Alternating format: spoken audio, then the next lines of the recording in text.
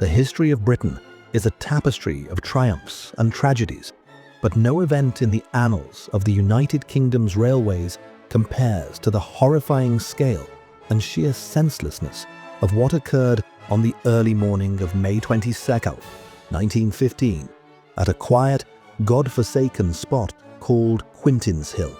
To understand the magnitude of this catastrophe, we must transport ourselves back to the atmosphere of Great Britain during the First World War. It was the 10th month of a grueling conflict that, despite all predictions, had not ended by Christmas. The country was gripped by patriotic fervor, but had already begun to taste the bitter dregs of loss. Railways had become the arteries of war, moving ammunition, coal, and most importantly, men around the clock. On this Saturday morning, hundreds of young men from the 7th Battalion of the Royal Scots, known as the Leith Territorials, were filled with the anticipation of their first great adventure.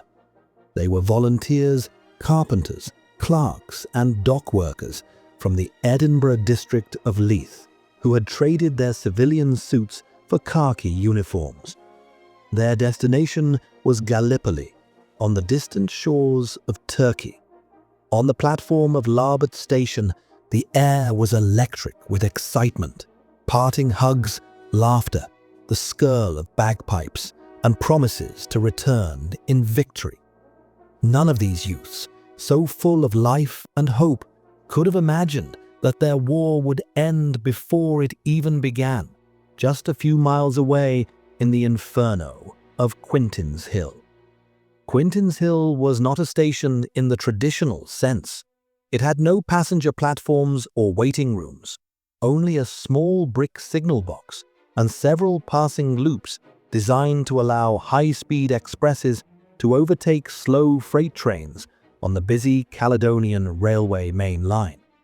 In that fateful hour, a drama of human negligence was unfolding in the signal box, forming the first and most critical link in the chain of impending death.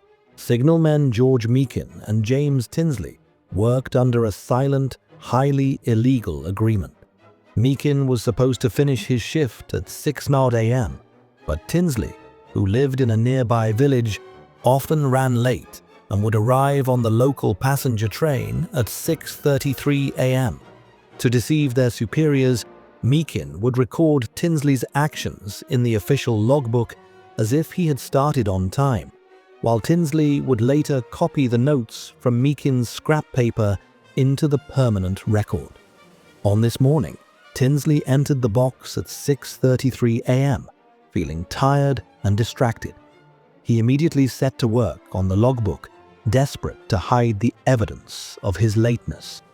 His attention was consumed by paperwork, while outside on the tracks, a lethal logistical deadlock was forming. The situation on the tracks around Quintinshill at 6:40 a.m. resembled a deadly puzzle. On the northbound loop stood a long freight train carrying coal. On the southbound loop, another goods train was stalled.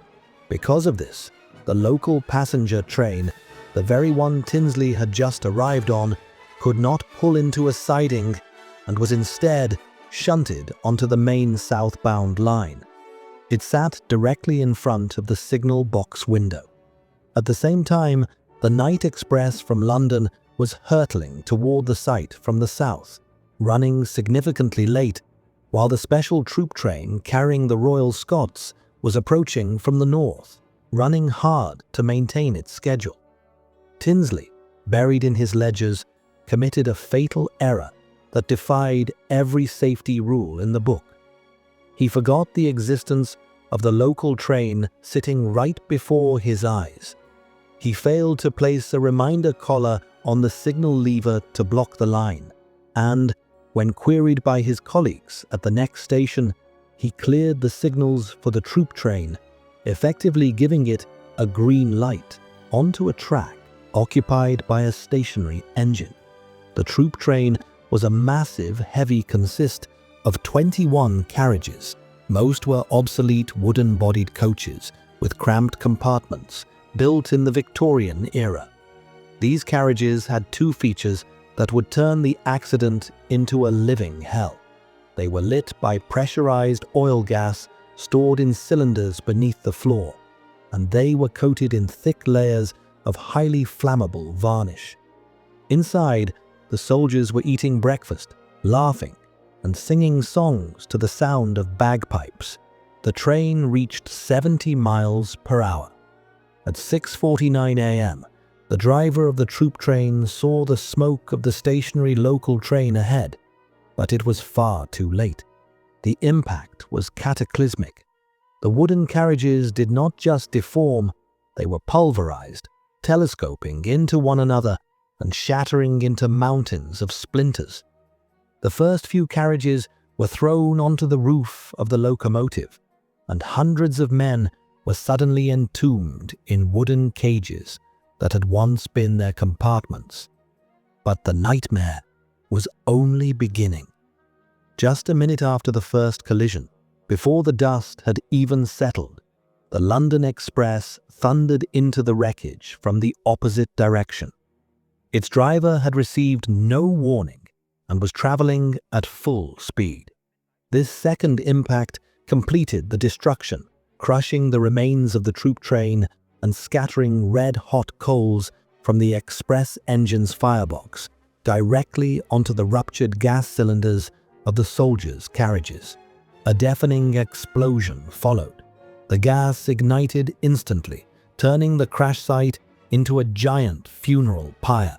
The wooden structures, soaked in varnish and oil, burned with such ferocity that the steel rails began to melt and warp like candle wax. The struggle to escape these trains was a scene of unimaginable horror. For those in the wooden carriages, the impact had jammed the doors shut and twisted the frames so that the windows were impossible to open. Soldiers used their rifle butts to smash through the glass, but the jagged edges often inflicted deep wounds as they tried to squeeze through. Many found themselves pinned by heavy oak beams or crushed under the weight of overturned seats. In the darkness and smoke, men clawed at the floorboards with their bare fingernails, trying to dig their way out through the bottom of the carriages.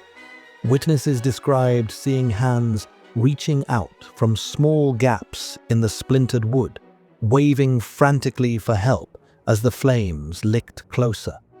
One survivor recalled a soldier whose legs were trapped under a fallen roof. His comrades tried to pull him free until the heat became so intense that his hair caught fire, forcing them to let go and listen to his final screams. The fire moved with terrifying speed, jumping from one carriage to the next like a tidal wave of flame. Those who managed to jump from the London Express found themselves in a landscape of hell, where the air was thick with the smell of burning flesh and gas. Many soldiers, despite their own injuries, ran back into the inferno. They formed human chains, trying to pull survivors through the smashed windows of the troop train before the fire consumed them. There are harrowing accounts of officers being forced to use their service revolvers to end the suffering of their men who were trapped and burning alive, pleading for a quick death. Firefighters from nearby towns arrived quickly, but they were powerless. There was no water supply at Quintinshill, and the nearby streams had run dry. All day and through the night, the flames devoured the bodies. The official death toll stood at 227, but historians believe it was much higher. Many bodies were cremated to ash and were never identified. The 7th Battalion of the Royal Scots was effectively wiped out in 5 minutes without ever firing a shot at the enemy.